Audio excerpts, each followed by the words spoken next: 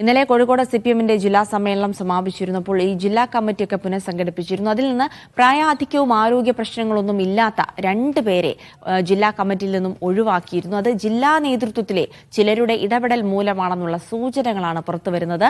PK ദിവാകരനും E പ്രേംകുമാറും പുറത്താകാൻ കാരണം നേതൃത്വത്തിന് അനഭിമതരായതുകൊണ്ട് എന്നുള്ള റിപ്പോർട്ടുകൾ കൂടി പുറത്തുവരികയാണ്.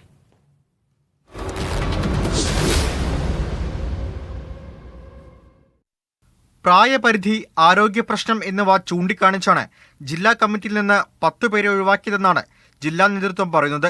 എന്നാൽ ഇതിലൊന്നും പെടാത്ത ജില്ലാ കമ്മിറ്റി അംഗങ്ങളായ വടകരയിൽ നിന്നുള്ള PK ദിവാകരനെയും E പ്രേംകുമാറിനെയും ജില്ലാ നേതൃത്വത്തിലെ ചിലർ ഇടപെട്ട് മാറ്റിയതെന്നാണ് വിവരം. വടകരയിലെ സൗമ്യനും ജനകീയനുമായ നേതാവാണ് PK ദിവാകരൻ. കുറ്റ്യാടി നിയമസഭാ തെരഞ്ഞെടുപ്പിൽ KK ലതിക പരാജയപ്പെട്ടതിൽ വോട്ട് ചോർച്ച തടയാൻ PK ദിവാകരൻ ഇടപെട്ടില്ലെന്ന വിമർശനം നേരത്തെ ഉണ്ടായിരുന്നു.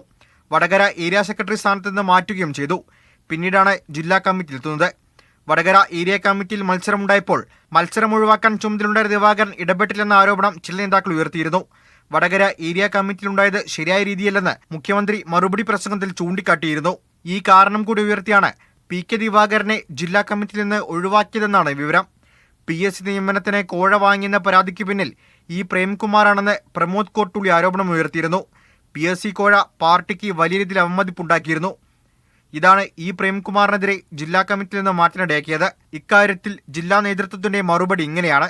എല്ലാ നിലയിലും പുതിയ സഖാക്കളെ ഉൾക്കൊള്ളുന്നതിന് കഴിയണം പരമാവധി. അതിന്റെ ഭാഗമായി ജില്ല മുഴുവൻ നിറഞ്ഞു പ്രവർത്തിക്കുന്നതിന് പരിമിതികൾ ഉള്ളവരും അതുപോലെ തന്നെ ആരോഗ്യപരമായ കാരണങ്ങളുള്ളവരും പ്രായത്തിന്റെ ഉള്ളവരും മാനദണ്ഡത്തിന്റെ അകത്ത് വരുന്നവരെന്നെ ഇതിൽ നിർത്താൻ പറ്റും.